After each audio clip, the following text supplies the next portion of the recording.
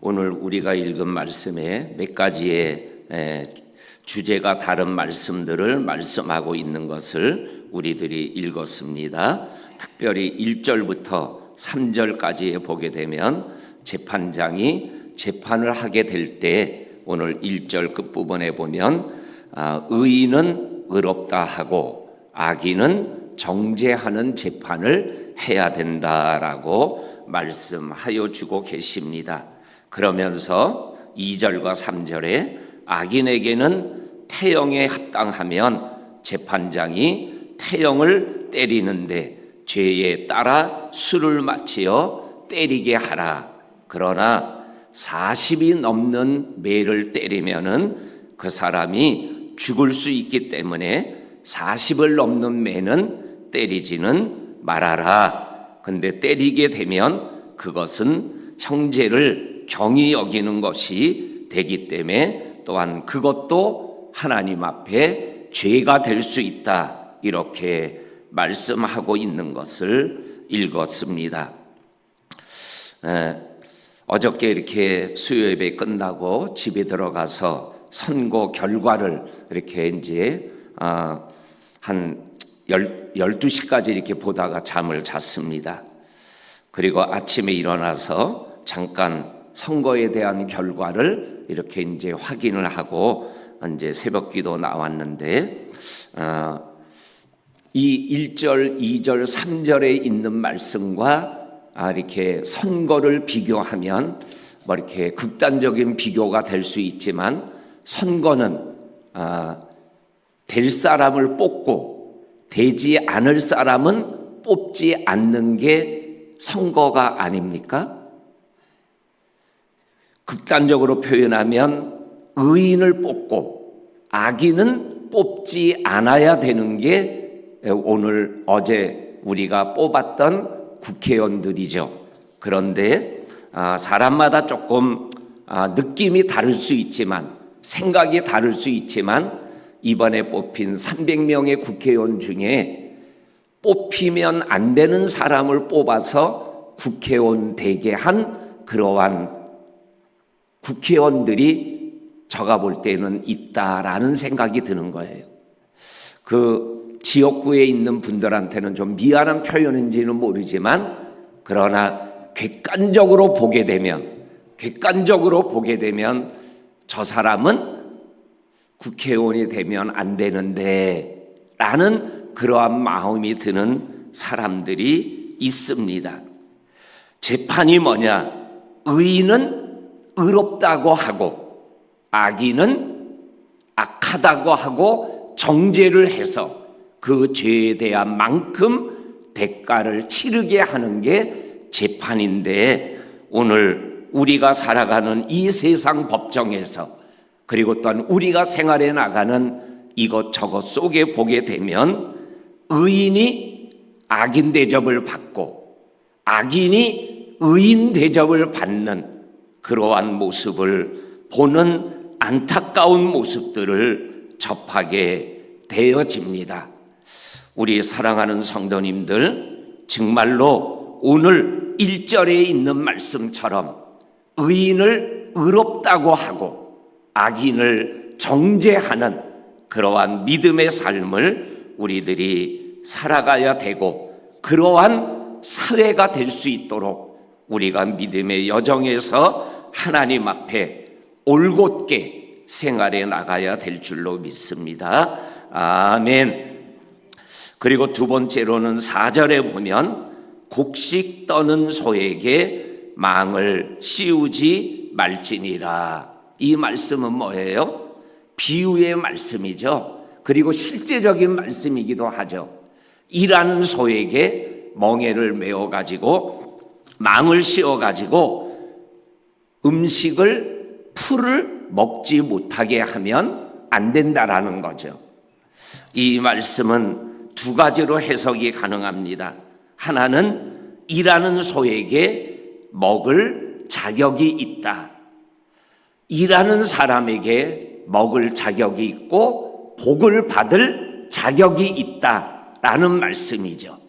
또 다른 말씀으로 표현하면 두 번째로 일하기 싫으면 뭐예요? 먹지도 말아라 라는 말씀이 되는 거죠. 일하지 않고 먹으려고 하는 그것이 하나님 앞에서는 잘못된 모습이다라는 것을 우리들에게 말씀하여 주고 계십니다. 이 4절의 말씀을 우리들에게 확실하게 비유로 보여주는 사건이 광야 40년 만나 사건이에요. 만나 사건에서 아침에 해가 떠가지고 하나님이 주신 만나가 햇빛을 받아서 으스르르 녹기 전에 일어나 거두는 자는 뭐예요? 그날의 양식을 걷는 거예요. 그런데 게으르게 거둬야 될 때 시간을 놓치든지 어떻든 간에 시간을 놓쳐서 들에 나가 거둘라 그러면 이미 뭐예요? 하나님이 내린 만나가 다 사라지고 없어진 거예요. 오늘 곡식 떠는 소에게 망을 씌우지 않는 하나님, 아침에 일찍 일어나고 저녁에 늦게 누우며 수고의 떡을 먹는 것을 헛되지 않게 하시는 그 하나님을 믿으며 우리가 해야 될 일들을 하나님 앞에서 정직하게 그리고 의롭게 그리고 성실하게 생활해 나가면 하나님이 우리들에게 은혜를 주시고 복을 내려주신다라고 말씀하여 주시고 계십니다. 그리고 조금 더 내려가서 13절에서 15절까지 있는 말씀을 보게 되면 너는 내 주머니에 두 종류의 저울추를 갖고 다니지 말아라. 큰 것과 작은 저울추를 가지고 다니지 말아라. 그래서 나에게 무슨 물건을 사러 오는 사람에게 저 사람이 오면은 큰 저울추를 담아가지고 뭐예요? 돈을 많이 받고 주는 거는 적게 주고, 그리고 어떤 사람이 오면 작은 저울추를 사용해서 뭐예요? 적게 주고 적게 받는 이러한 일들이 일어나지 않게 해야 된다. 14절에도 똑같이 두 종류의 되를 큰 것과 작은 것을 두지 말아라. 그리고 15절에 온전하고 공정한 저울추 그리고 온전하고 공정한 되를 가지고 정직하게 생활해 나가야 된다라고 말씀하여 주시고, 그렇게 살아가면 하나님께서 하나님이 주신 땅에 들어가서 너의 날이 길리라 장수하리라 이렇게 말씀하는 말씀을 우리들이 기억하고, 우리가 하나님 앞에서 이 말씀대로 말씀을 어긋나게 살아가지 않는 저와 성도님들이 되어야 될 줄로 믿습니다. 마지막으로 17절에서 마지막 19절까지 있는 말씀에 보면 너는 애굽에서 나오는 길에 아말렉이 내게 행한 일을 기억해라. 그리고 그 아말렉이 행한 일을 18절에 한 절에서 간단하게 말씀합니다. 피곤할 때에 공격하고 뒤떨어진 자를 잡아치고 그리고 약한 자를 쳐 죽인 하나님을 두려워하지 않는 아말렉을 꼭 기억해라. 그리고 19절에서 하나님이 여호와께서 내게 기업으로 주어 차지하게 하신 땅에서 내 하나님께서 사방에 있는 모든 적군으로부터 너에게 안식을 주실 때에 너는 천하에서 아말렉에 대한 기억을 지워버려라. 너는 이 명령을 잊지 말아라. 이 아말렉에 관한 말씀이 자세히 나오는 말씀이 출애굽기 17장 8절에서 16절까지 보면 아말렉과 이스라엘 백성이 싸우는 장면이 나와요. 잘하는 말씀이에요. 모세와 아론과 훌은 산꼭대기에 올라가고 여호수아는 군대를 거느리고 아말렉과 싸웠대요.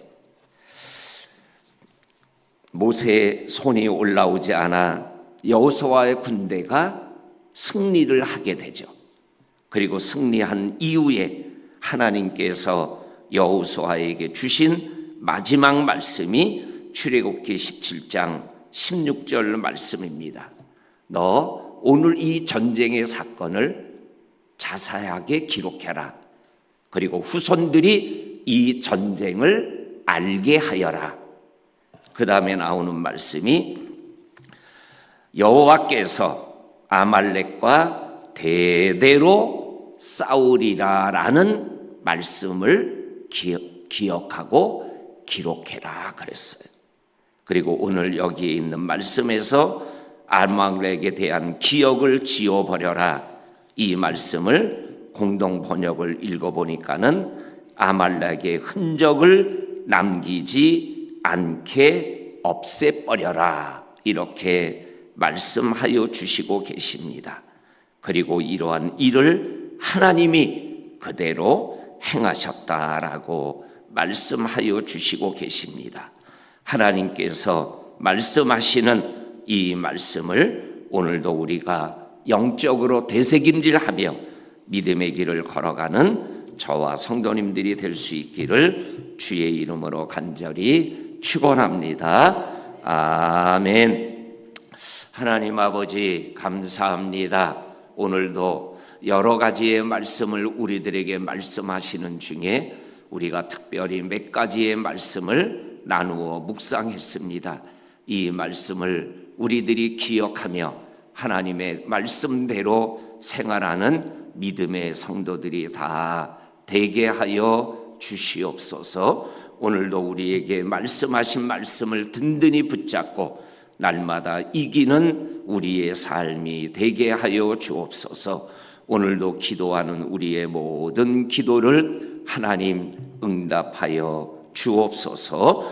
예수님의 이름으로 기도하옵나이다. 아멘. 하늘의